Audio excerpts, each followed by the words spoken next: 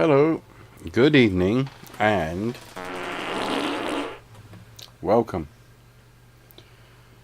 I would like to start this video by thanking very much the Blancolirio channel. The information he gives me is invaluable. What he does, the facts, the figures, the way he presents it, absolutely brilliant. Now he's just done another video. He done it on Saturday. This is Monday the 15th. I've only just watched it. It is very, very informative. Please subscribe to him, give him a look, leave a comment on his page. I will put a link to his page, his video, in my description box. But for now, please enjoy what he does. It's good information, very helpful for all the aviation enthusiasts. Thank you.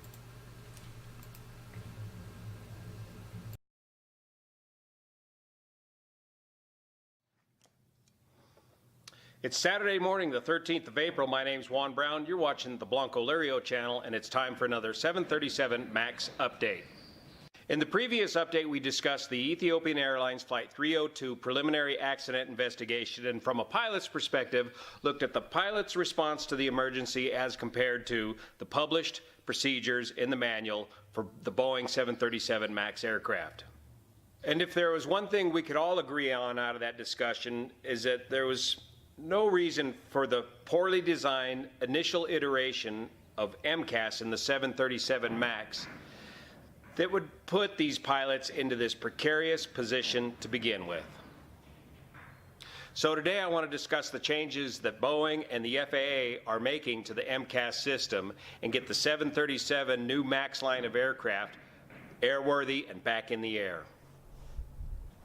My sources for today's update will be from the FAA, from Boeing Aircraft, and from Aviation Weekly and Space Technology magazine. On March 11th of this year, one day after the Ethiopian Airlines crash, the FAA issued a continued airworthiness notification to the international community, and part of this notification included the following: ongoing oversight activities by the FAA, which include Boeing's completion of the flight control system enhancements, which provide reduced reliance on procedures associated with required pilot memory items. Remember, in the first iteration of MCAS, this required the pilots to quickly do two memory items: unusual airspeed or instrument indications, followed by runaway stabilizer trim. The FAA anticipates mandating these design changes by Airworthiness Directive no later than April 2019, and they are recommending the following design changes to the Boeing 737 MAX. MCAS activation enhancements, MCAS AOA signal enhancements, and MCAS maximum command limit. They will also update training requirements and the flight crew manuals as well. Now let's go look and see what Boeing is doing. We're getting a clearer picture now and further guidance on why we even have the maneuvering characteristics augmentation system in the new 737 MAX series of aircraft. MCAS is not a stall prevention system in itself. MCAS is primarily a system that allows the new 737 MAX aircraft to have a single type rating, the same type rating requirement as all the previous iterations of the 737. What they found with the 737 MAX is that with the design changes and the new engines, at light weights and aft CG, the MCAS system is to augment the maneuvering characteristics in a high angle of attack situation with the flaps retracted, hand flying the aircraft, to replicate the same feel as earlier versions of the 737 by adding a little bit of nose-down trim. The new Boeing 737 MAX aircraft is an inherently stable design, just like all the previous 737s, But with the new design configuration changes, the nose gets a little bit light under these conditions, and MCAS is to help offset that with a little bit of nose down trim so that the new MAX aircraft feels and flies like all the previous iterations of the 737. And in fact, in simulator testing, with the MCAS system turned completely off, seasoned 737 pilots could barely notice the difference between the handling characteristics of the new 737 MAX with the MCAS off versus previous versions of the 737. The significance of the single type certificate or single type rating for the pilots is to save money. That saves money in training costs, and it allows operators to continue to operate the 737 line of aircraft without completely getting a whole nother type rating for the pilots to fly these aircraft. These changes were also designed to be subtle enough to not require any additional simulator training for the pilots transitioning from the original 737 to the new MAX series of aircraft. A quick recap of how MCAS works in a nutshell and covered in previous updates. MCAS takes angle of attack input from the angle of attack vanes located on the side of the aircraft right below the cockpit. Takes those signals into the computers and through the flight control computer system and adds a nudge of nose down stabilizer trim to augment the flight controls in high angle of attack situations with aft CG. But as we're learning now, the original MCAS design proved to be much too powerful. In fact, in simulator testing of the original MCAS system, if left alone, the MCAS could get the 737 MAX in a unrecoverable situation in as quickly as 40 seconds. Remember, each burst of the original MCAS would give 10 seconds of nose down trim, wait 5 seconds, give another 10, and it would drive the stabilizer trim. It had the power to drive the stabilizer trim to the full nose down position. So what is the new software load P12.1 going to do for us? It's finally going to add the necessary redundancy and reduce the power of the MCAS system to make it a much more manageable system for air crews. First thing they're going to do is use inputs from both angle of attack indicators simultaneously. Remember, the original system just used one angle of attack indicator, and then on the next flight, the system would swap over and grab the other angle of attack vane and start using that input, and it would go back and forth, but it had no redundancy.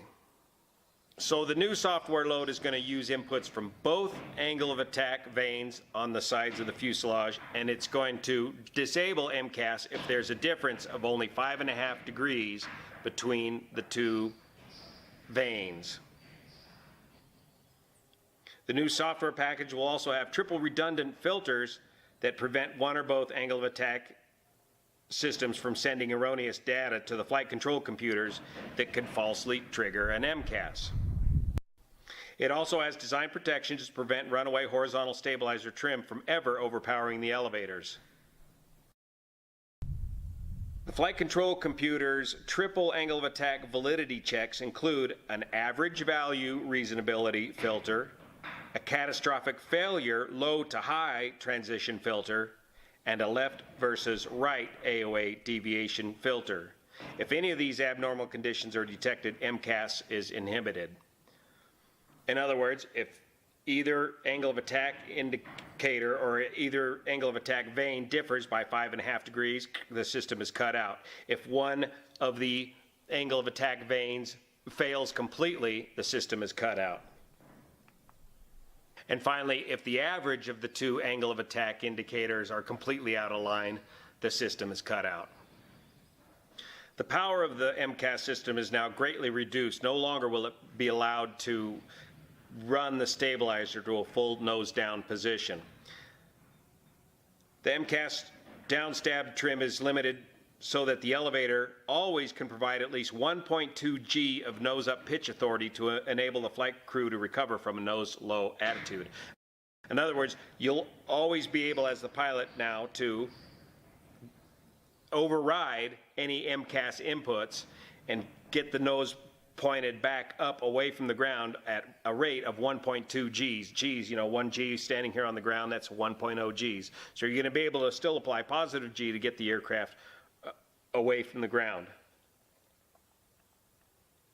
Second, if the pilot makes electric pitch trim inputs to counter MCAS, MCAS will not reset after 5 seconds and repeat subsequent nose down stab trim commands, as was the original design. And third, if MCAS nose down stab trim input exceeds limits programmed into the new software, it triggers a maintenance message in an onboard diagnostic system. So the changes to MCAS brings the system back to what it was originally designed to do, slightly augment the longitudinal stability of the new 737 MAX aircraft and prevent a single angle of attack vane failure from completely throwing off the entire system and overpowering the pilot. If an AOA failure does occur and leads to unreliable airspeed indication, a pilot can revert to the memory items, fly the airplane, achieve a known pitch and power setting, and be able to overcome any MCAS inputs. Why this system wasn't designed correctly in the first place and how it got certified is going to be the subject of ongoing investigations for quite some time. Once this MCAS system is ironed out, I'm confident the new 737 MAX series of aircraft will prove to be a very safe and very reliable airliner aircraft. Automation is a fact of life in the aviation industry and is going to become more so in the future. Why? Because in the end, automation helps to save lives. It's only when the automation fails and you got to do that pilot thing, that's when you got to rely on basic stick and rudder hand flying skills. That's my excuse why I tell my wife I keep the Luscombe around here to keep my hand flying skills current. It's a perishable skill. It's something that you need to do regularly to keep current on, to keep updated on. I just got back from my landing currency sim in the 737. Every 90 days you got to have 3 landings. Sometimes you don't get that as a FB or an FC, or if you're on an extended winter vacation. Correction, the Boeing 777 sim. I'm talking about the 737, but I'm current and qualified on the Boeing 777. And the first thing we did was a visual takeoff, approach, and landing. Just hand fly the aircraft, turn all the automatic stuff off, and hand fly the aircraft to get that feel for the airplane, because most of the time you are on autopilot. Are we becoming over-reliant on automation? Well, yes, not just the new pilots, not the young pilots, but all of us that have been flying for years. We spend so much of our time on autopilot to keep things safe and to keep things, to keep from getting overly fatigued, that we need to continuously brush up on our hand flying skills. And aviation is always on the leading edge of technology for other industries as well. And that's why I love being in the aviation industry. And you're hanging out with some of the smartest folks in the room, as you can tell in some of the comments sections below in this video series. And this automation is going to trickle down to the automotive industry, so that at some point we can reduce this horrible 40,000 fatalities per year in the United States caused by automobile crashes. Automation is coming to the automotive industry soon. You can count on it, and it's gonna greatly improve safety. See you here.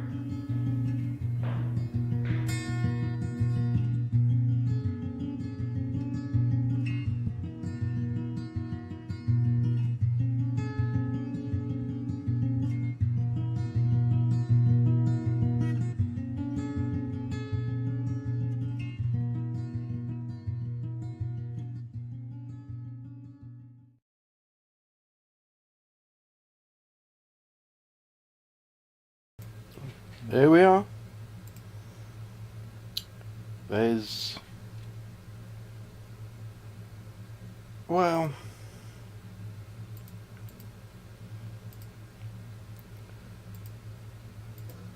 what can I say?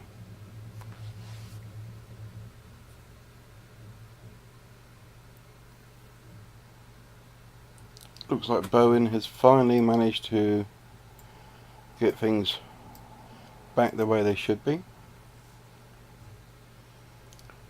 Having a system that assists the pilots rather than overwhelms them. That's all we can hope for, is a system that does what it's supposed to do.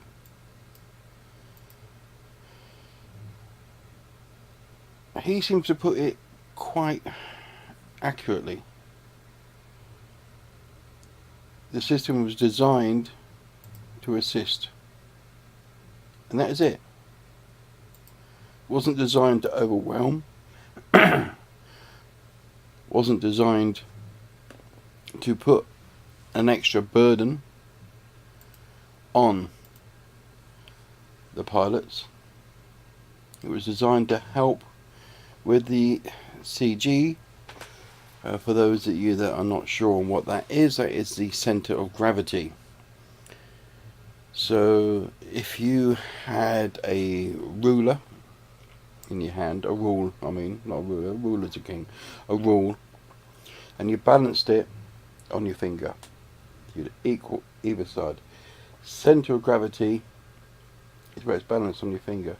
You put weight one side, that will go down and the front will come up. Okay? And an aircraft, if it's not loaded correctly, balanced correctly, you got too much weight to the back of the aircraft, then the aircraft is going to want to go in a nose up attitude all the time. If you've got too much weight at the front of the aircraft, then it's going to want to go nose down. The center of gravity is based on where the wings are, basically. It is all designed to be balanced, so there's very little physical pressure needed by the pilots to raise or lower. I mean, here's a model. I mean, there we are. That is that. There we are. That's the center of gravity. Okay. So if you had, excuse my French, too many fat bastards at the back, she's going to want to do that. If you have too many fat bastards at the front, she's going to want to do that. I mean, that is the center of gravity, and that is what the play aircraft relies on. It needs to be balanced. Without that balance, then whatever you do, you're going to struggle with. Be too much pressure for the pilots to lift the nose, or to lower the nose. So the trim on the back of the aircraft, as you saw in that video, adjusts to allow a nice level balanced flight, so that when the cabin crew come round with a trolley, they're not fighting to get it uphill to serve those at the front, or fighting to get it to serve those at the back.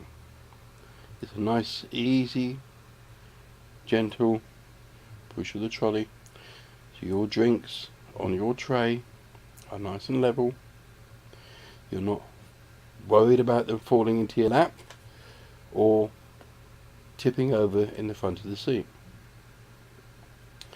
So that's the center of gravity. Very, very important. What they Boeing have done, as he said, why they introduced a system that